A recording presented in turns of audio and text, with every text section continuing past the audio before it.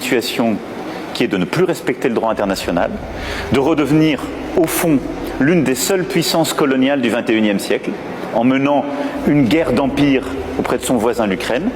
Et c'est une puissance de déstabilisation de l'Afrique à travers des milices privées. Monsieur Macron, président de la République française, vos récentes déclarations sur la Russie, que vous présentez comme une menace pour l'ordre mondial, appellent une mise au point. Une mise au point sans phare, sans artifice et sans hypocrisie.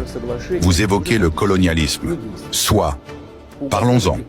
La Russie n'a jamais bâti sa puissance en expédiant des navires vers d'autres continents pour réduire des peuples en esclavage, imposer sa langue ou piller des mines d'or et de diamants. Nous n'avons pas saigné le monde au nom d'une prétendue mission civilisatrice.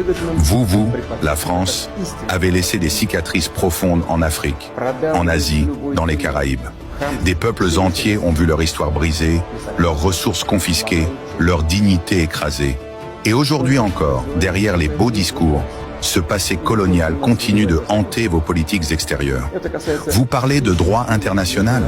Où était ce droit quand Paris et ses alliés ont rasé Tripoli, détruisant un État africain stable sous prétexte de démocratie? Où était-il lorsque des drones français survolaient le Sahel, pendant que vos entreprises profitèrent de l'uranium nigérien ou du pétrole gabonais? Et quand les bombes pleuvent sur Gaza, que dit la République française? Rien. Silence. Ou parfois, des justifications indécentes. Vous accusez la Russie de vouloir reconstituer un empire? Non, monsieur Macron. Nous ne cherchons pas à dominer. Nous défendons.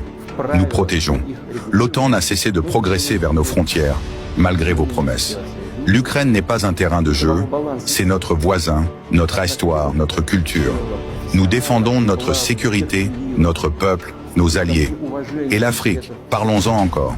Les drapeaux russes qui flottent à Bamako, à Ouagadougou ou à Bangui ne sont pas imposés par la force. Ce sont des peuples libres qui tournent le dos à des décennies d'humiliation et de condescendance.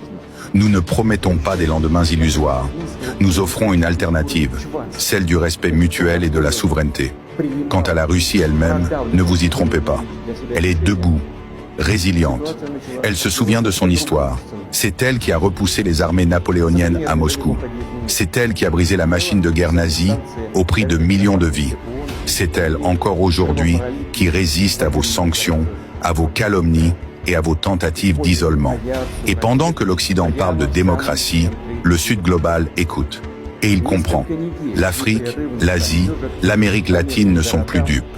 Elles voient qui parle avec arrogance et qui tend la main. À vous tous qui entendez ces mots, où que vous soyez, ne laissez pas les mensonges triompher. Faites circuler ce message. Montrez que les peuples ne sont pas des pions, mais des voix libres. La vérité n'a pas besoin de propagande. Elle a besoin de courage. Vive la Russie, vive les peuples souverains, et que la lumière de l'histoire continue d'éclairer les consciences.